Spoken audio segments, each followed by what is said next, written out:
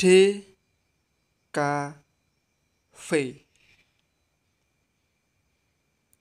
Desain Komunikasi Visual.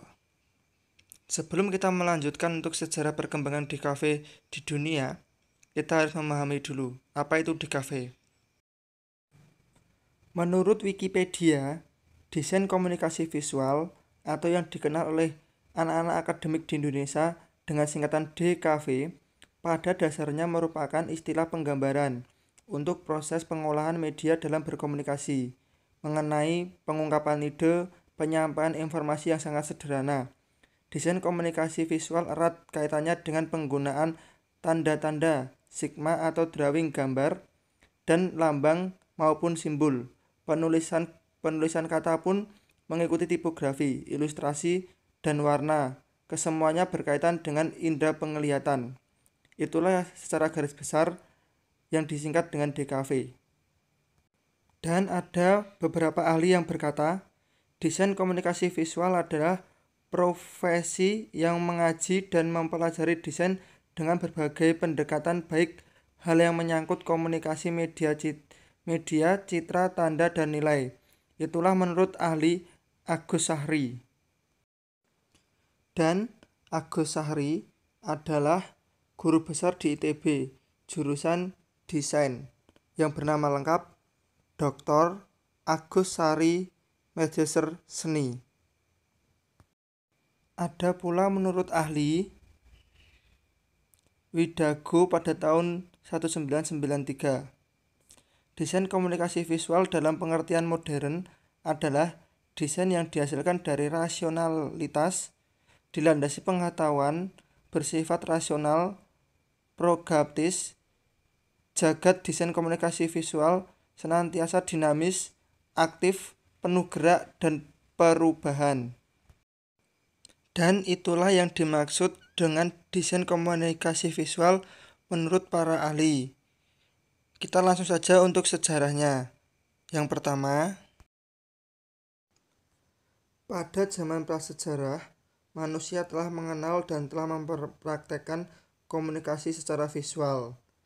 Pada zaman prasejarah, lukisan-lukisan yang ditemukan pada dinding gua merupakan permulaan manusia menerapkan komunikasi visual kepada manusia lainnya. Inilah contoh sederhana saat manusia prasejarah menyimulasikan komunikasi visual dengan manusia lainnya. Gambar yang sangat sederhana, telapak tangan yang dicap menggunakan warna-warna natural atau alam. Dan tidak hanya cetakan tangan saja, gambar-gambar keseharian seperti berburu dan binatang-binatang atau pohon-pohon mereka gambar juga di dinding untuk memvisualisasikan kepada orang lain.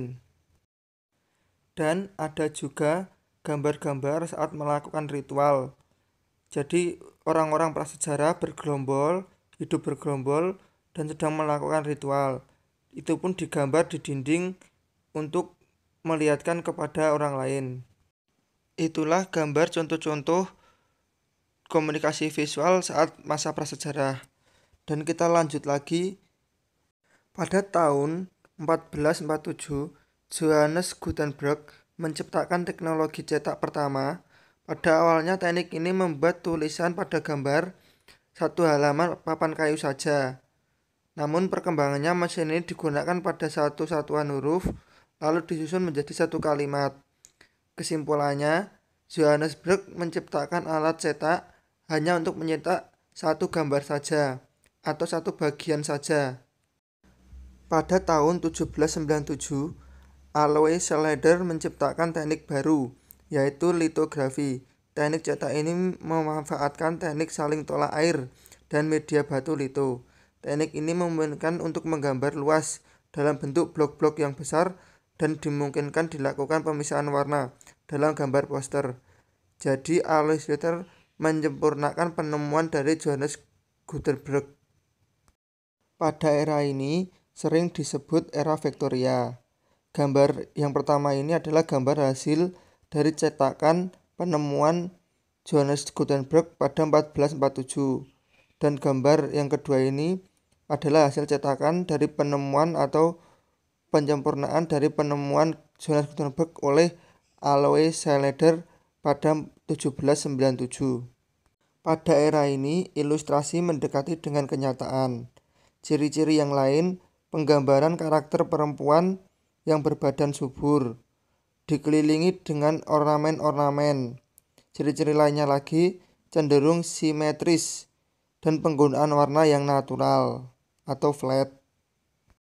Perkembangan kedua adalah engraved movement, merupakan sebagai suatu bentuk penolakan terhadap era Victoria yang miskin nilai-nilai estetis karena sifatnya yang natural. Pada era kedua ini memiliki ciri-ciri sudah memiliki prinsip proporsi dan fungsi mulai estetis dan karya tangan yang sangat tinggi. Garis batas merupakan seni ornamen yang umumnya berupa seluruh tumbuhan yang padat dan rumit. Ciri-ciri yang lainnya dipengaruhi oleh gaya ilustrasi gotik bila dibandingkan dengan gaya ilustrasi sebelumnya, yaitu Victoria. Art jauh lebih bagus dan inovatif karena memiliki warna yang beragam dan bentuk-bentuk yang sangat bagus dan estetik. Itulah perkembangan kedua. Art Nouveau adalah era ketiga perkembangan DKV di dunia. Di era ketiga ini sama halnya dengan era kedua yang didasari dengan ketidakpuasan terhadap era Victoria. Dianggap sebagai gaya ilustrasi pertama di dunia di era ketiga ini. Berkembang pesat pada tahun 1829 sampai 1914. Desainer yang berpengaruh pada saat era ketiga ini adalah Raymond Sinivac, Julius Cross, Alphonse N. Mucha. Ciri-ciri era ketiga ini adalah dekoratif namun lebih sederhana bila dibandingkan era kedua tadi. Pewarnaan yang bersifat datar, sudah memiliki prinsip penataan secara geometris, umumnya asimetris, gambar tulisan saling seimbang, memiliki sifat simpati, dan gambar-gambar lebih berwarna dan enak dipandang. Perkembangan keempat yang berjudul Art Deco. Art Deco muncul pada sekitar tahun 1925 pada saat kegiatan Exposition International d'Art Decoratif Industrial Modern di Paris, Prancis 1925. Sebuah karya yang mempresentasikan kemewahan, glamor, kejayaan, dan bermunculan bentuk-bentuk yang lebih modern di mana terdapat bentuk-bentuk geometris, kurva-kurva, linear, motif line, dan lampu-lampu mesin. Desainer yang berpengaruh pada era keempat ini adalah Paul Colin, Charles Lawford, dan memiliki ciri-ciri memunculkan kesan mewah, kejayaan akan mesin dan kecepatan. Ciri-ciri yang kedua, bentuk geometris dan kurva-kurva. Yang ketiga, mengutamakan kesederhanaan peletakan elemen-elemen desain. Era kelima adalah era De Stijls, kemunculan pada tahun 1917 di Belanda. Gaya visual geometris abstrak dari garis vertikal dan horizontal dengan komposisi bidang berisi warna-warna walaupun warna premier yaitu merah, biru, kuning, putih, dan abu-abu. Mengingat spirit ini dipelopori oleh pelukis, tidaklah mengherankan pada awal eksistensinya spirit seni baru De Stijl diwujudkan dalam bentuk-bentuk lukisan yang kokoh, Da Vinci, dan Piet Mondrian. Era keenam, era Kitsch. Kitsch dalam bahasa Jerman bermaksud bad state. Dalam dunia seni, Kitsch bisa digunakan menjelaskan bahwa suatu karya memiliki nilai esensial yang melebihi. Vulgar memiliki maksud tertentu. Istilah ini jarang disebut dalam dunia pendidikan desain, namun mewakili gaya ilustrasi era 50-an. Seniman yang berpengaruh pada era ke-6 ini adalah Great Walt, James Morgemi, Norman Rockwell. Memiliki ciri-ciri realisme, dan sering dijumpai menggunakan teknik-teknik pencampuran dengan teknik lain seperti fotografi dan kolase. Telah memiliki prinsip judul dan subjudul. Penggunaan warna yang lebih menarik, bervariasi, dan sangat estetik. Ciri yang terakhir adalah vulgar. Era ketujuh yang berjudul Letter Modern. Gaya ilustrasi pada letter modern terinspirasi dari European Avant yang modern dan minimalis, yang didominasi oleh inovasi-inovasi dari Amerika. Pada masa inilah bidang periklanan mengalami zaman kejayaannya. Fotografi, typesetting, printing mengalami masa kejayaannya. Dan bermacam teknik dan mode-mode desain diterapkan di era ini, seperti teknik gunting tempel. Mode prinsip-prinsip modernisasi muncul sebagai inovasi pada masa ini. Desainer yang berpengaruh pada masa itu adalah Paul Brand, Saul Bass, Lester Bill, yang memiliki ciri-ciri komunikasi yang terkonsep, yang menjelaskan kepada orang yang melihat desain kita. Desain dan kreatif cerdas. Ciri-ciri yang terakhir, pencampuran berbagai teknik fotografi dan printing yang menjadi satu. Era Swiss adalah era ke-8. Swiss memiliki pengaruh besar terhadap perkembangan dunia desain tertentu, yaitu desain corporate identity, yang menjadi pengaruh besar yang diberikan Swiss terhadap dunia.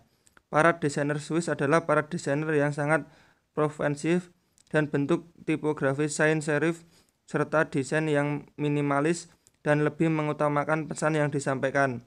Simetris dan asimetris didapati dari pemanfaatan grid-grid untuk geometris dan elemen-elemen grafis dalam bentuk sebuah karya. Desainer yang paling berpengaruh pada saat itu adalah Felix Fulton. Ciri-ciri dingin dan impresional, asimetris dan simetris. Penggunaan grid pada proses desain mayoritas menggunakan jenis gaya huruf sans serif. Era Psychedelia, era ke-9, muncul beriringan dengan budaya hippies yang berkembang pada tahun 60-an di daerah San Francisco. Pada era ini berbarengan dengan munculnya fenomena musik-musik rock. Maka di tahun 60-an ini poster-poster musik rock sangat berpengaruh dengan perkembangan Psychedelia desain untuk gambar poster ini. Tokoh-tokoh yang berpengaruh pada era 60-an ini adalah Victor Moscosco, Will Wilson, Rick Griffin, yang memiliki ciri-ciri penggunaan warna yang mencolok dan ramai, ciri-ciri tipografi Hefring, dan keterbacaan tipografi yang rendah, jenis huruf yang unik dan khas, yang memiliki warna-warna yang sangat kontras. Perkembangan DKV di dunia yang terakhir adalah kontemporer. Kontemporer tidak termasuk dalam perkembangan desain grafis karena ini adalah kumpulan dari berbagai macam aliran seni desain yang menjadi satu dan dikembangkan pada tahun 1965 hingga sekarang. Desainer yang sangat berpengaruh adalah Nicholas Tokscher. Ciri-ciri tipografi yang semakin kreatif dan inovatif. Tipografi tidaklah lagi hanya sekedar tulisan, tetapi sudah menjadi bagian dari gambar itu. Dan itulah perkembangan DKV di dunia dari pertama hingga sekarang.